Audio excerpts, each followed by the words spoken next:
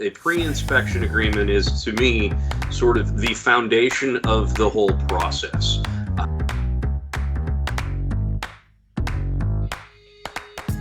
Hello, and welcome to this episode of the Practice Makes Profit podcast. I'm Emma Ridgie, the director of MyProfessionalNet, and today I'm joined with Craig Capilla. Craig, thank you for joining me. Thank you very much for having me. I appreciate it. Of course. Before we get started, do you want to take a minute and introduce yourself to our subscribers? Tell us a bit about yourself. Absolutely. Thanks. Again, thanks very much for having me on. My name is Craig Capilla. I'm an attorney, and I have a firm in the Chicago suburbs. I'm actually licensed to practice in Illinois and Wisconsin and several federal districts, but we also do stuff and help consult and work with folks actually all around the country. My background is in assisting licensed professionals. I spent 4.5 years as a prosecutor for the state of Illinois in the licensing agency, primarily focused in the real estate professions. So real estate brokers, appraisers, auctioneers, home inspectors, those kinds of professions. I've been about 10 years now back into private practice on the defense end of things.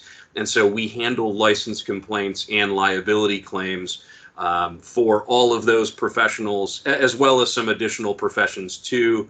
Whenever there's a license concern or some sort of a malpractice or liability claim come up, we get involved in those kinds of situations. Perfect. Thank you. So today we're going to focus on pre-inspection agreements. So to get us started, can you tell us the what and why? What is the purpose of a pre-inspection agreement? Why might someone need one? Absolutely. For home inspectors, a pre-inspection agreement is, to me, sort of the foundation of the whole process. For whatever reason, we're fixated on continuing to call it a pre-inspection agreement, but let's really call it what it is, which is this is your contract.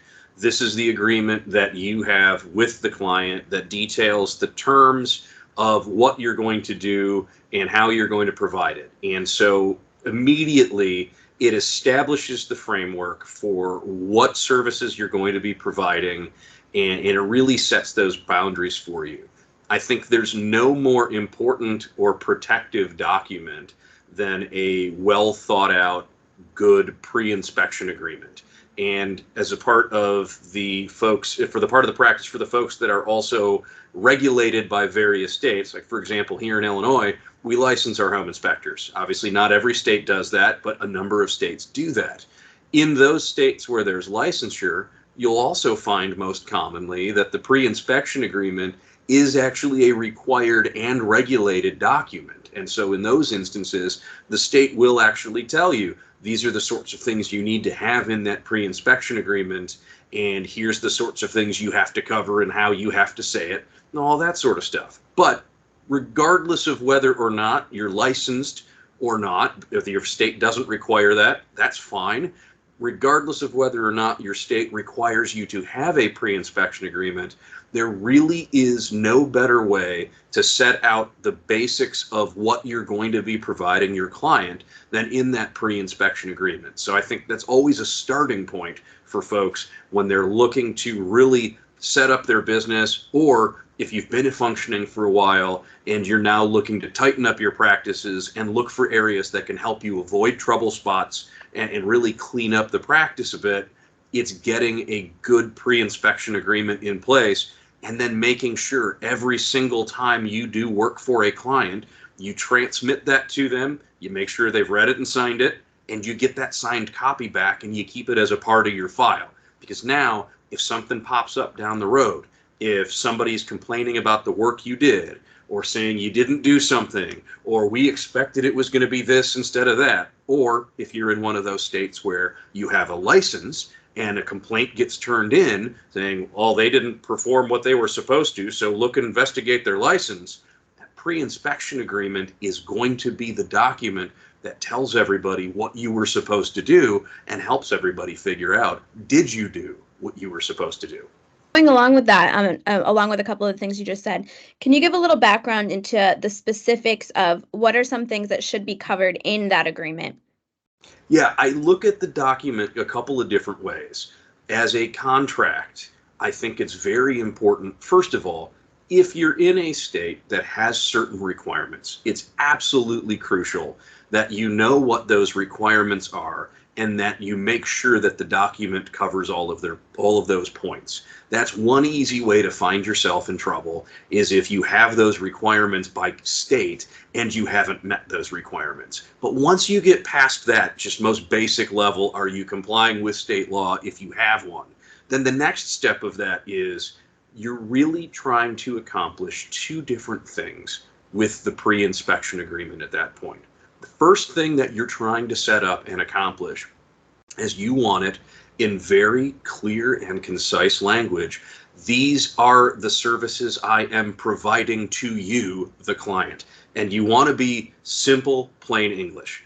Nobody needs some 18-page lawyered up document that nobody really wants to read and it's not going to make a ton of sense. You want to have it as short and as simple to read and understand as possible, but you want to make sure that it clearly states, I'm going to do this, and I'm going to do this, and I'm going to do this, and at the end I'm going to give you this report, and it's going to cover that. That's the primary objective. But the one thing that you also want to consider is if you have additional services that are not included as a part of your initial home inspection package, you actually want to clearly state as well in that pre-inspection agreement, I'm not going to do this, and I'm not going to do that, and I'm not going to do this other thing. Now, if it's for additional services that you might offer, maybe you have a separate agreement for those specific services as an add-on. But the thing that you need to make sure of, first, clearly state what you are going to do. Second, if you're not going to do something, state that clearly as well, because it's just as important to identify that going in both directions. And then overall, as a practice perspective, the easy way to remember it is if you say you're going to do it in the pre-inspection agreement, then you'd better do it. Or if not, you have a breach of contract. If you say you're not going to do it in the contract, then you'd better not do it, or you've now taken on that liability and you've got a breach there. So be clean, be clear, be simple, and then stick to it. And those are the sorts of things that you're really looking for. And then finally, just to wrap up a last point and get, again, a little more specific, can you give some tips on some other things that might actually improve the agreement, or even on the other side of that, things people should definitely stay away from? Sure. I think for a lot of folks in the home inspection field, there are genuine questions as to, does it benefit me to belong to this organization or that organization? And if I do so, and if I take on that code of conduct, does it set me apart from my competitors? Does it make me a better inspector? Or does it mean that the public trusts me more? Whatever the case may be. Oftentimes I see folks incorporate other additional codes of conduct points into that pre-inspection agreement. And that's fine. And that's a business decision.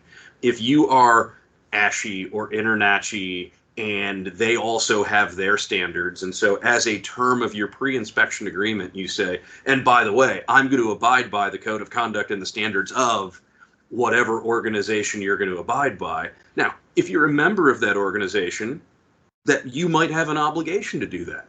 And that's great. Go ahead and lay that out and get that in there. If you're not a member of those organizations, I have seen folks go ahead and still put that in a pre-inspection agreement. Well, I'm going to stick to those standards anyway. At that point, I think you really need to start asking yourself a question. Is that worthwhile? Is that something that I really want to do here? Because the flip side of it, it's just like we talked about before. If you put it in your contract and you say you're going to do it, you'd better go ahead and do it, or you will have breached the contract and you'll not be giving the client what you told them you were going to. So certainly there may be reasons why you want to include those additional standards, heightened standards that might set you apart from your competitors. But understand that if you're going to do that, it also creates an additional obligation for you, and you'd better be prepared to fully live up to that and meet those standards. If you don't, you're just opening yourself up for additional liability on the back end. Perfect. I think all of this is great advice, great information for our subscribers to take with them. So before we finish up, could you let our subscribers know where they can find you if they're interested in talking with you or if they have any questions? Yes, absolutely. Again, thank you very much for having me. I appreciate the opportunity to speak with everyone. My name again is Craig Capilla. I'm an attorney with the firm of Franklin, Greenswag, Shannon, and Capilla. We're located in Illinois. If you go to www.fgcclaw.com, you can actually find out about all of us there. And if you want to contact us at any point, the phone number here that'll get you to the main front desk and the switchboard, area code 847-701-2250, and you can find us that way. And if we can ever be of assistance or be a resource, please let us know, and we're happy to help. Perfect. And I'll put all that information right on the screen on the video, so it should be easily accessible. Thank you again for joining me, and I look forward to talking in the future. Thank you so much. I appreciate it.